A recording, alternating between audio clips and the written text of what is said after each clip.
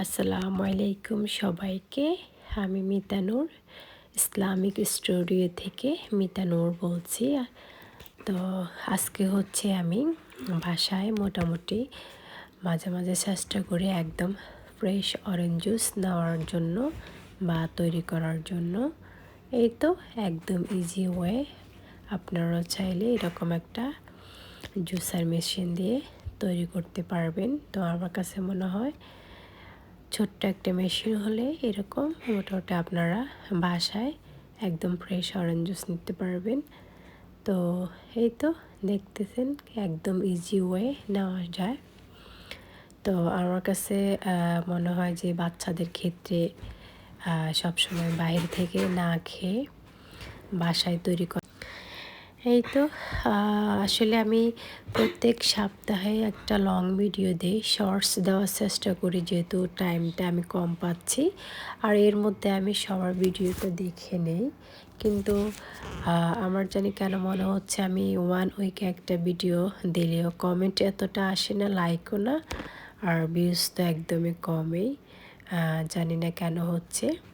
আর আমি যাদের like comment এবং শেয়ার করি সেটা হচ্ছে আমি চেষ্টা করি সবাই টুকটাক ভিডিও দেখে টাইম মতো নাও পারলে পরে আমি দেখে কমেন্ট করে যাই।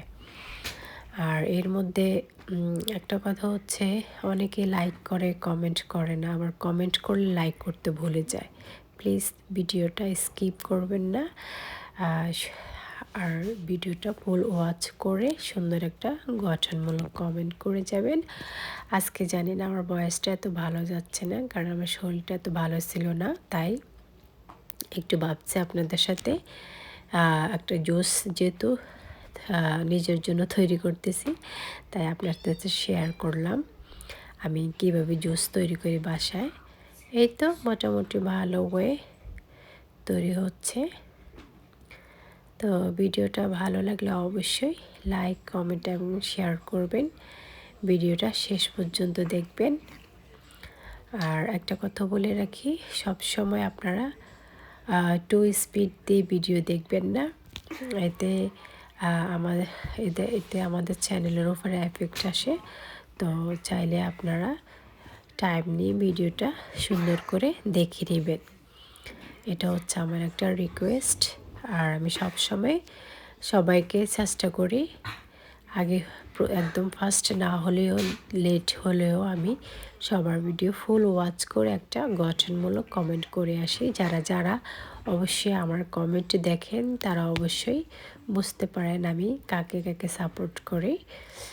তো হাউ এভার যাক, তো আমি একটা গ্লাসে নিয়ে নিলাম শরবত। আর এর মধ্যে হচ্ছে আপনারা যারা ছোটো বাচ্চাদেরকে জুসটা খাওয়াবেন একটু ছাঁকুনি দিয়ে ছেঁকে নেবেন, কারণ হচ্ছে এখানে অনেকটা আঁশ থাকতে পারে বা বাচ্চারা অনেক পছন্দ করে না। এটা আমি স্কিপ করলাম যেটা আমার ওইরকম এত ছোটো বেবি নেই।